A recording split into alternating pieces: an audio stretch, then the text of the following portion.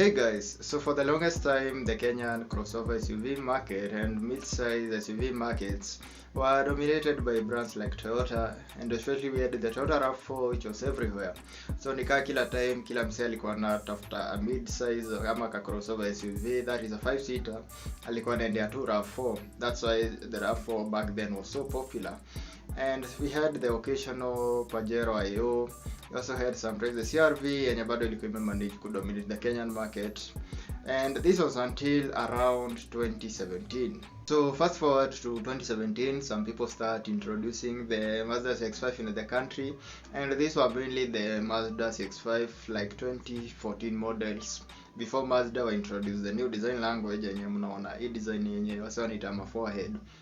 And that is why you find the Mazda Tenza, the Mazda CX-3, the Mazda Demio and the Mazda CX-5 zote hapa mbele ziko na the same design language, and also ziko na hizi macho zenye zinakaa za kichinko, that is the small light kind of design. So the 2014 Mazda CX-5 were very problematic, especially the diesel model. Kitu ya kwanza Wakenya bado wako wameelewa that their diesel is dirty. So we find that the DPF ilikuwa inaleta shida sana until someone discovered that kumbe solution ni kukata tu DPF, and you do what we call a DPF delete from the Mazda CX-5 to avoid some of these problems. So the 2014 Mazda CX-5 actually never became popular in Kenya. That's why hata wase wengi wajuangi kulikuwa na Mazda CX-5 hizo enzi. So fast forward to around 2021, guys are now importing the Mazda CX-5, that is the 2017 model, yenye the new design language ya forehead. So now currently in 2024, the Mazda CX-5 is everywhere.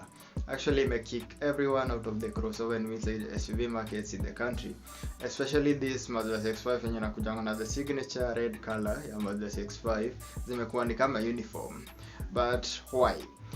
This is because watu at first walikuwa underrate sana, especially on the petrol model.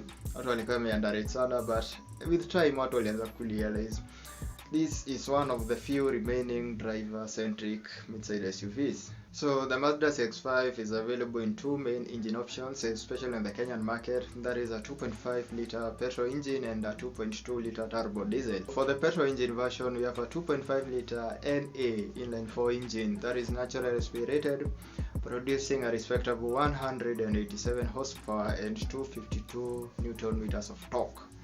Actually ukiangalia hizi ni very similar figures to the Subaru Forester XT. For later models, especially from 2020 onwards, the 2.5-liter engine is available in a turbo version that will push a respectable 250 HP. So ukiongeza turbo unaona boost from 187 to 250 HP, and this one is the most preferable Mazda CX-5. So surprisingly, the engine, despite it being a 2.5-liter, iko na very good fuel figures.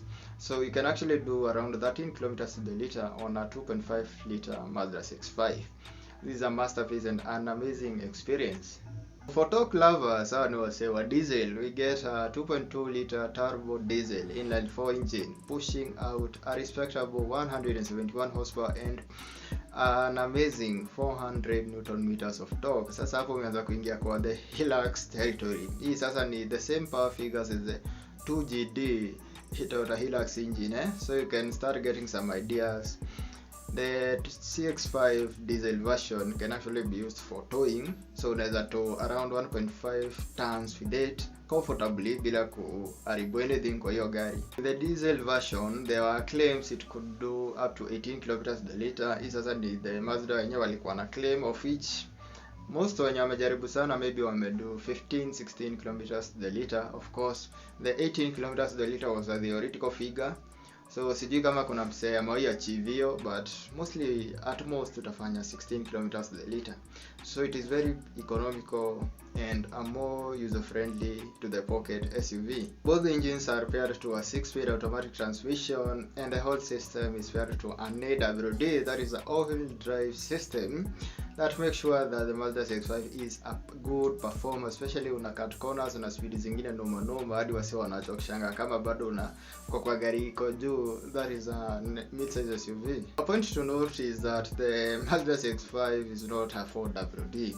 So guys actually mistake that most SUVs wanafikiranga SUVs zote ni 4-wheel drive, of which nowadays, because of the barabara zimeimprove kwa the rest of the world, so you don't expect manufacturers to be very keen kutengeneza SUV yenye iko more off-road capable, because most of the people when you wanna buy mid-size SUV probably they never take them off-road, so they are moving into two-wheel drive, especially wapata kitu kama Harrier mingi zinakuja na two-wheel drive, and the all drive system zenye zinafanya gari perform vizuri kwa on-road, but kuja kwa off-road, you know, the only AWD yenye na perform off-road vizuri maybe the Subaru Forester. Hizi zingine mnajuanga hazikuwa meant for off-road. So the Mazda CX-5 belongs to a group of SUVs called the mild off-roaders. Hii ni kama kina XT30, which means kwa light off-roading they'll perform, but kuja kwa matope and deep ruts and the rest, do not expect Mazda CX-5 to perform ikija huko kwa matope.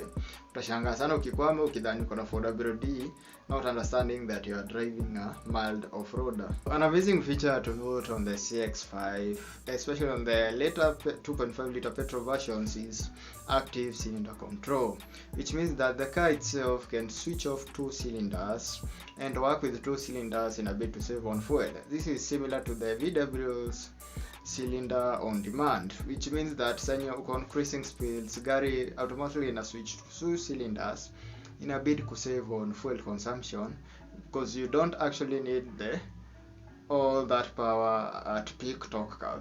So design ya CX-5 actually iko very basic, especially like a grill kikubwa and one bumper yenye ina a lot of features. Ni kama walikuwa tu wanafanya hii gari kuwe very simple and direct to the point, but the grill actually inaongeza to the beauty of the CX-5. Kitu ni bambi sana ni the forehead kind of bonnet yenye iko na bumper hapo mbele, and the minimalistic headlights. Actually they are not minimalistic, they are actually very good LED headlights. Zenye tu zimedesign ni kama macho ya mchinku kitu kidogo tu, but they have very good, actually hizo vitu zina project a very nice beam uko mbele, so usidharau. That's pretty it about the CX-5. And I've noticed that most of you actually have not subscribed, like 90% of the viewers bado hamjasubscribe. So kindly kama hujasubscribe, please subscribe, like and share for more content, yeah. So thanks for watching.